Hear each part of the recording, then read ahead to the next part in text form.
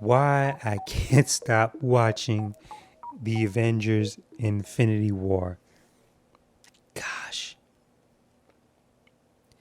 so many little things in that, so many treasures, it's like a treasure trough.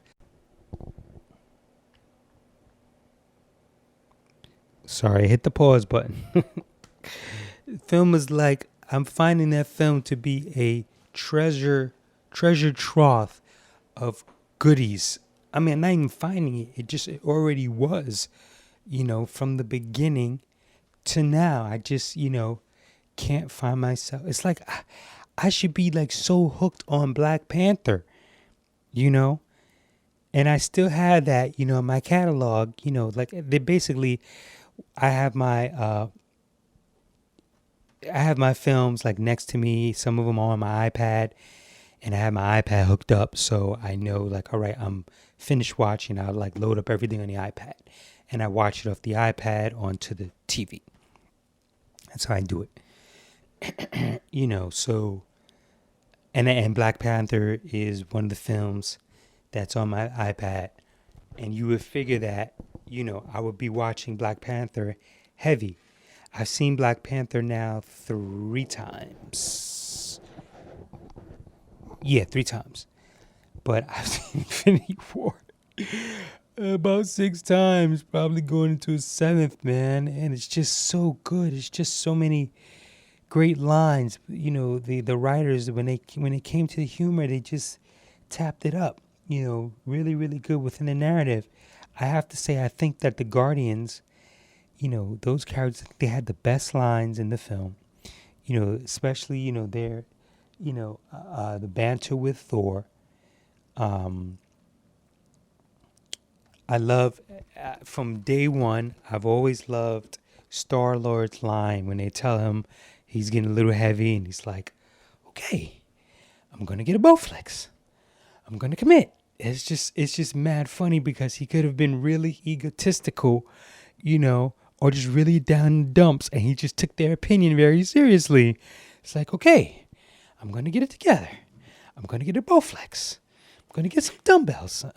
I'm going to commit. It's just hilarious. I like raccoons, rockets, morons.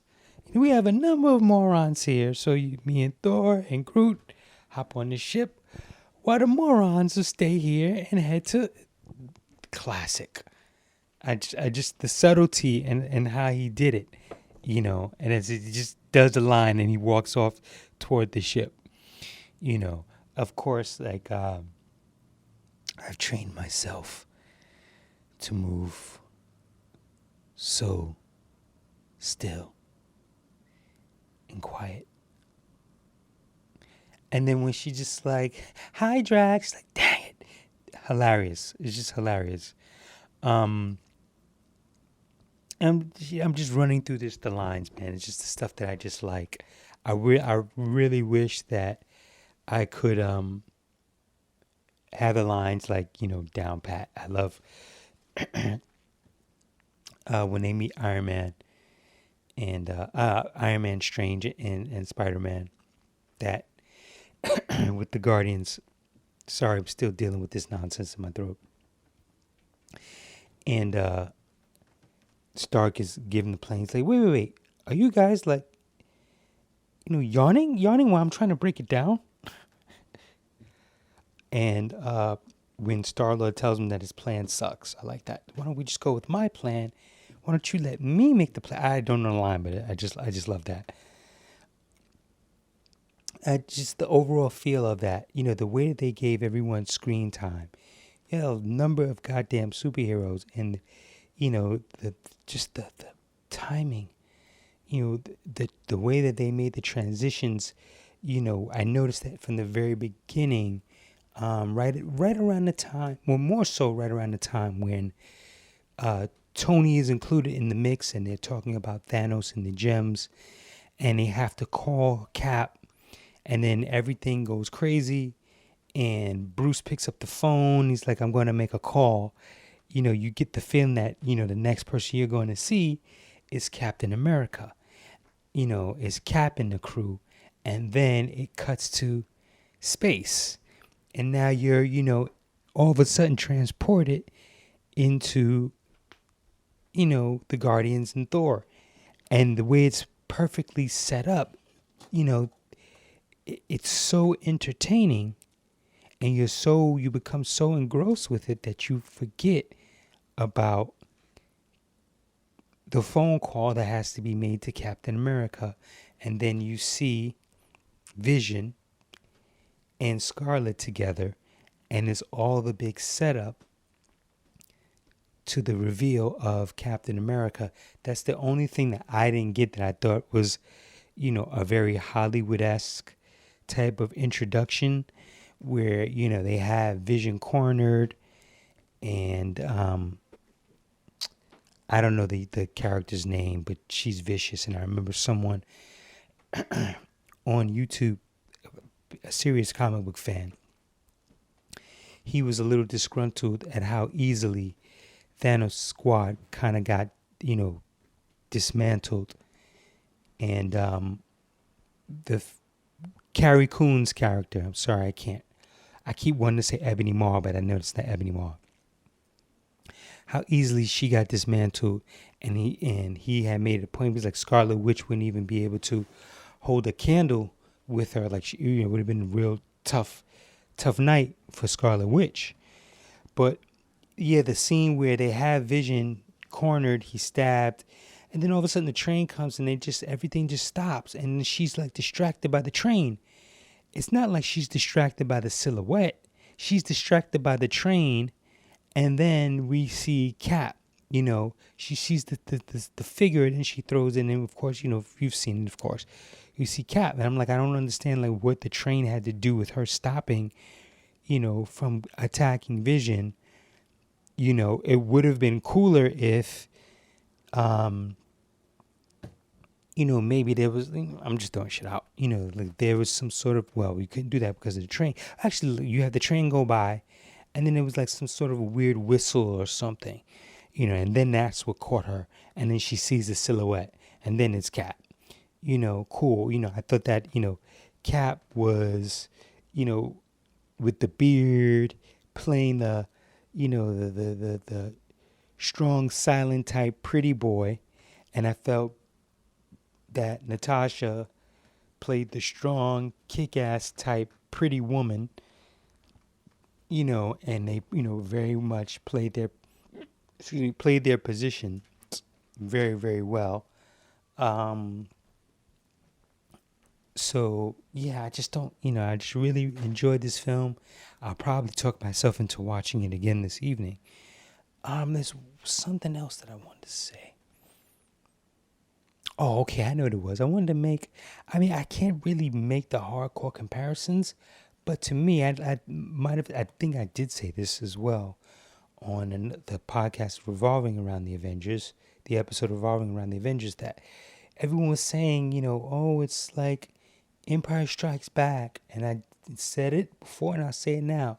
No, X-Men 2 is Empire Strikes Back. The Avengers Infinity War is Superman 2.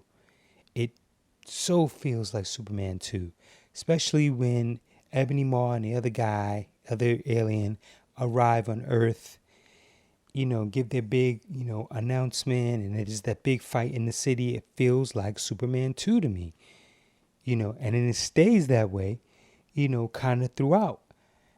I know the whole thing with Gamora, and they feel like, oh, it's like Han Solo being nice. Like, nah, I don't really feel it that way, but yeah, a lot of, just to me, maybe it's the whole New York City vibe, I don't know, or it's the aliens that come down to, take over the planet, when you think about, Donner's Superman 2, which got me to thinking, and I want to research this because I'm not sure if he gets, they discredited Richard Donner, but it made me think about, like, they gave him the bread. Maybe I'm missing something, but was he going to include General Zod and the crew in the first Superman?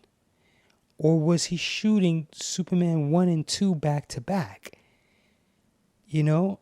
And that's, I can't recall if that ever got mentioned, because if that was the case, it was going to be a very long film. You know, it was going to be a very, very long film.